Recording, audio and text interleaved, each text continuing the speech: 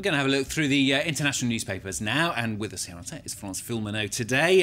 Florence, Mitt Romney's visit to Israel getting an awful lot of attention in the international papers, especially comments that he's made about Iran. That's right. It's on the cover of the Wall Street Journal Asia because he said that the U.S. has a moral imperative to stop Iran from developing nuclear weapons, and he said that the U.S. would support Israel if ever it launched strikes on Iran to halt its nuclear program. So there you see on the cover, Romney emphasizes tough tone on Iran during a trip to Israel, and there's a photo there of him at the Western Wall in Jerusalem, which he referred to as Israel's capital. It's also on the cover here of the International Herald Tribune. Romney backs Israel's right to strike Iran, and there's another photo of him there at the Western Wall. And his comments, of course, getting a lot of attention in the region as well. You picked out some articles from the Israeli papers. That's right. We're going to start with Yediot Ahronot, a center paper that applauds Romney. And it says that the Israel and the West need Romney in the White House. But more than applauding Romney, what this article does is lambast Obama, which it says that he has repeatedly broken promises,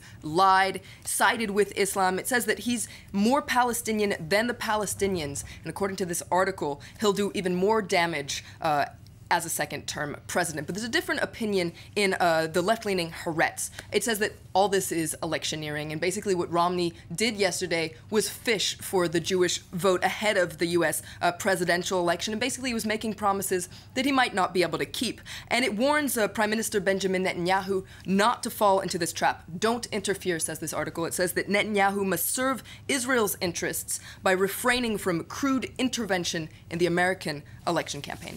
And not surprisingly, Arabic and also other international papers also reacting. That's right. This is Gulf News. They also say that all this is about fishing for votes, the election, and the lead up to this U.S. presidential election. And it says that Obama and Romney should stop competing for the Zionist support. And it says that there's this deep bond between the U.S. and Israel, which is wrong. And according to this article, Romney and Obama, what they should be doing is telling American Jews that Netanyahu is forcing Israel into a miserable isolation. And there's a different take in The Independent on Romney's visit, this time in a cartoon form, very kind of Olympic scenario, where it says that Romney is going for the gold, and he's beating Syrian President Bashar al-Assad that you see in the background there with blood on his hands, and he's going for the top of the podium, and the discipline is the most dangerous man in the Middle East, and in the background there you see Benjamin Netanyahu clapping his hands. And he can reach the golden step there just with one step. Speaking of the Olympics, the Games getting a lot of attention in the press.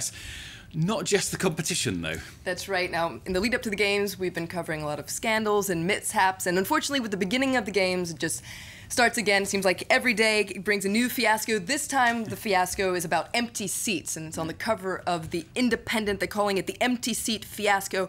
A lot of people are angry because after their images of these empty seats, sometimes the best seats in the House, for reportedly sold-out events. Now, according to an article in the Daily Telegraph, actually, there are about 12,000 empty seats, and you see a photo in the Independent of these empty seats, and most of them are in accredited areas for journalists like ourselves. Unfortunately, members of the Olympic Committee and corporations. Yeah, it's not the public not the public, It's exactly. other people. Yeah, other people. Now, according to organizers, teachers, school children, and off-duty members of the armed forces will be brought in to fill these empty seats. But as you can imagine, it's angered a lot of people. The Independent has some reactions, including from one athlete, actually, a 17-year-old Kuwaiti swimmer named Faye Sultan, who says that my parents couldn't get tickets, so this is just ridiculous. Now, there's a call to give these unused tickets to members of the general public. And another scandal which has come up over the weekend as well. This is regarding Wembley Stadium, a set of keys. Set of keys, yes. This is an exclusive for the Daily Mail.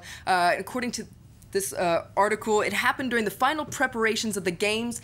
Scotland Yard has confirmed this. Police lost the keys to Wembley Stadium. Okay. So these are actually internal security keys, so don't worry. According to Scotland Yard, there's no security concerns, rather. Yeah. Now, these keys might have to be made again, and it could cost £40,000 because a high-tech laser key. So if every year at Wembley Stadium you happen to see some keys, well, please give them to the nearest police officer. I'm sure they'd really appreciate it. You never know, it might be the magic keys. Florence, thanks very much. Florence Filmano with the international press here on France 24. Stay with us.